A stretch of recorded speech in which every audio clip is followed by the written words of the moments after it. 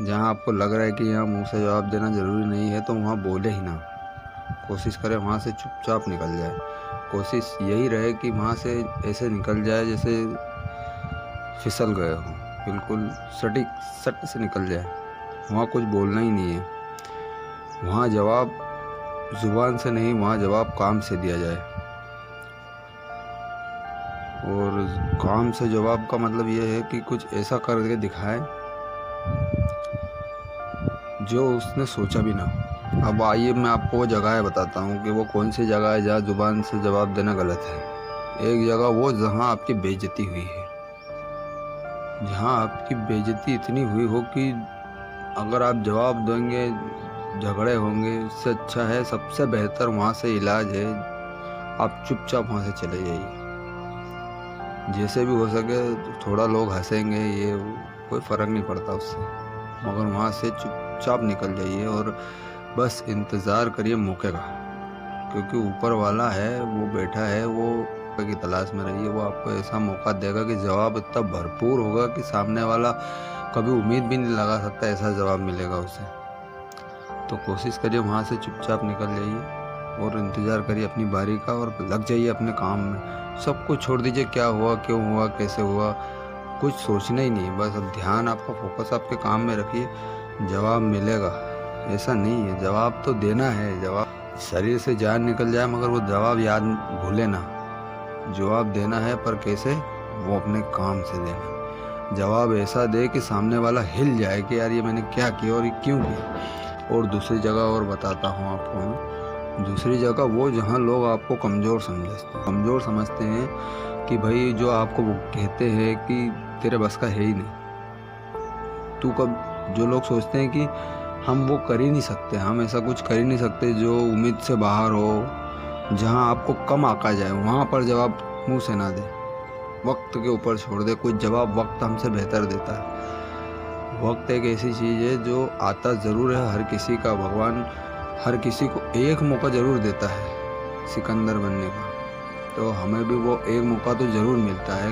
बस हमारी तैयारी बेहतर हो। आप तैयार रहिए, ऐसी तैयारी करके रखिए, वो मौका कभी भी आ जाता है। एक दिन में ज़िंदगी बदल जाती है दोस्तों आप तो। और तीसरी जगह है अपने माता पिता के सामने। माता पिता के सामने कभी जवाब ना दे, उनके सामने बड़बड़ाए ना कि आपने क्या किया है, ऐसा वैसा। अरे गुरु आप जानते नहीं हैं उन्होंने क्या किया है। आप, उन्होंने जो किया है, अगर आप उसका 1% भी कर पाओगे ना, तो मैं कहता हूँ कि आप धन्य हो जाओगे। आपने जीवन जो आपका जिया है वो एकदम सही जिया है।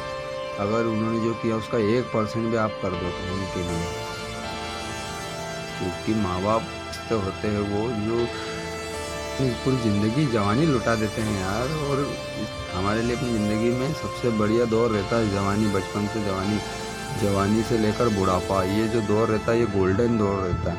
और वो अपना पूरा वो दौर हमारे ऊपर लुटा देते हैं।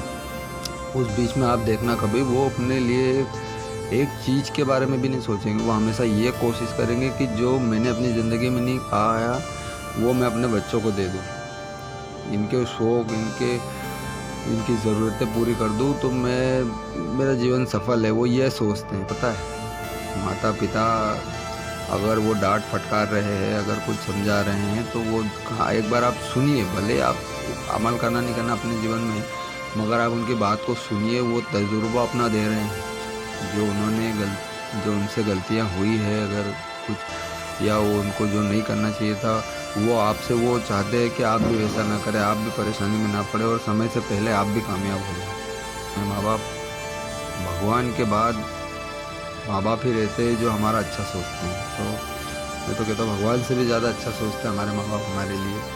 तो माँ बाप के सामने कभी जवाब ना दें, माँ बाप की इज़्ज़त करें। और चौथी जगह है अपने गुरु के सामने, जिन्होंने आपको पढ़ना सिखाया, चलना सिखाया, बोलना सिखाया, काम करना सिखाया। हर इंसान की ज़िंदगी में ऐसे गुरु होते हैं, स्कूल से लेकर हमारी ज़िंदगी के हर काम तक, जिन्होंने हमें काम सिखाया, जिन्होंने हमें बोलना सिखाया है, जिन्होंने हमें तहज़ीब सिखाई है, वो गुरु हमारे। तो उन गुरु के सामने भी कभी जवाब ना दें।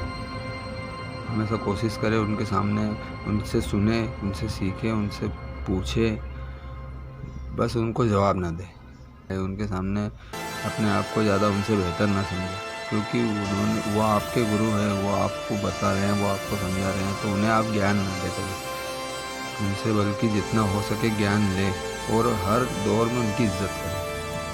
वो जब भी आपके सामने आए तो हमेशा पैर छूकर या एक बार उनको ऐसा एहसास ज़रूर कराए कि वो हमारे गुरु है और हम उनके चेले। उससे होगा फ़ायदा ये कि जो उनके द्वारा जो हमें ज्ञान मिला है, जो उनसे हमें प्राप्त हुआ, वो हमारे लिए फलीभूत जाए। वो जो उन्होंने हमें दिया है वो हमें वाकई में ज़िंदगी में काम आए। अगर आप अपने गुरु से ज्ञान लेकर अगर उनकी इज़्ज़त ना करेंगे, उन्हें भूल ही जाए कि यार उन्होंने हमें क्या दिया है, तो फिर वो उनका जो दिया वो हमारे किसी काम में नहीं आ पाएगा दोस्तों।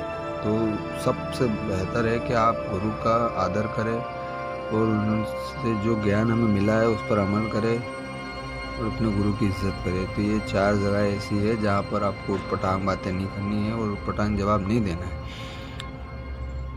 आई होप कि आप मेरी बात को समझ पाए हैं। तो मिलते हैं अगले वीडियो में, तब तक के लिए थैंक यू।